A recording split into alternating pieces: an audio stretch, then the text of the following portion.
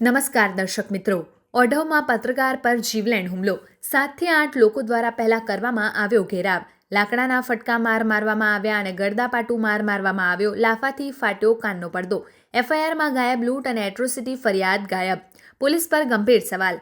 માન્ય પૂર્વ ગૃહમંત્રી અને હાલના નાયબ મુખ્યમંત્રીશ્રીએ જાહેર મંચ પર કહેવામાં આવ્યું હતું કે કાયદામાં રહેશો તો ફાયદામાં રહેશો, પણ અહીં તો કાયદો ઊંધો ચાલી રહ્યો છે. અહીં તો આરોપીઓને ખુલ્લો સપોર્ટ પોલીસ દ્વારા કરવામાં આવતું હોવાનું સામે આવ્યું છે.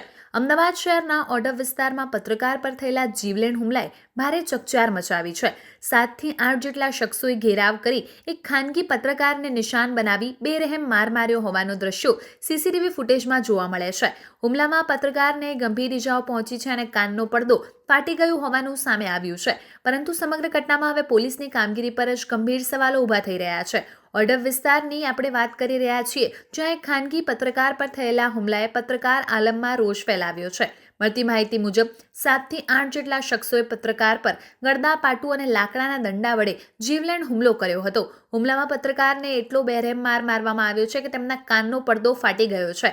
હાલ સૌથી મોટો સવાલ એ છે કે હુમલા દરમિયાન પત્રકારનો મોબાઈલ ફોન અને પાવર બેંક છીનવી લેવામાં આવ્યા હોવા છતાં પોલીસ દ્વારા નોંધાયેલી એફઆઈઆરમાં લૂંટની કલમનો ઉલ્લેખ જ કરવામાં આવ્યો નથી. માત્ર એટલું જ નહીં, હુમલાખોરોએ લાકડાના દંડા વડે હુમલો કર્યો હોવા છતાં ફરિયાદમાં માત્ર ગળદાપાટાનો જ ઉલ્લેખ કરવામાં આવ્યો હોવાનું પણ સામે આવ્યું છે. આ ઉપરાંત પીડિત પત્રકારને આરોપી છે કે હુમલા દરમિયાન હુમલાખોરોએ જાતિ વિષયક અપશબ્દોનો પણ ઉપયોગ કર્યો હતો. તેમ છતાં પોલીસ દ્વારા એટ્રોસિટી એક્ટ હેઠળ ગુનો નોંધવામાં આવ્યો નથી, જેના કારણે સમગ્ર મામલો વધુ ગંભીર બની ગયો છે. હાલ પોલીસે સુરેશ વિજયભાઈ પટની, શૈલેષ સોનજી પટની, મનીષ ગોવિંદભાઈ પટની અને વિશાલ હરગોવિંદ સિંહ ચૌહાણ નામના 4 આરોપીઓને અટકાયત કરી છે. પણ સવાલ એ છે કે પોલીસ દ્વારા માન્ય ન્યાયાલયમાં આરોપીઓ વિરુદ્ધ રિમાન્ડ માંગવામાં આવે છે કે નહીં એ પણ જોવાનું રહેશે. પરંતુ ચર્ચા એ પણ ચાલી રહી છે કે હુમલો 7થી 8 લોકોના ટોળાએ કર્યો હતો, ત્યારે માત્ર 4 આરોપીની જ અટકાયત કેમ અને ગંભીર આરોપો હોવા છતાં એફઆઈઆરમાં નબળી કલમો કેમ? આ તમામ પ્રશ્નો હવે પોલીસની કામગીરી સામે ગંભીર સવાલો ઊભા કરી રહી છે. પત્રકાર આલમમાં પણ આ ઘટનાને લઈને ભારે રોષ જોવા મળી રહ્યો છે. તો આ હતી ઓઢવમાંથી આવી રહેલી મોટી ખબર. પત્રકાર પર જીવલેણ હુમલો, ગંભીર ઇજાઓ અને હવે પોલીસની કામગીરી પર જ ઊભા થાય છે સવાલો.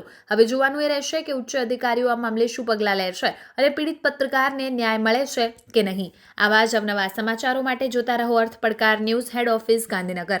જોતા રહો અર્થ પડકાર ન્યૂઝ અને અમારી ચેનલને લાઇક, શેર ને સબસ્ક્રાઇબ કરવાનું ભૂલશો નહીં.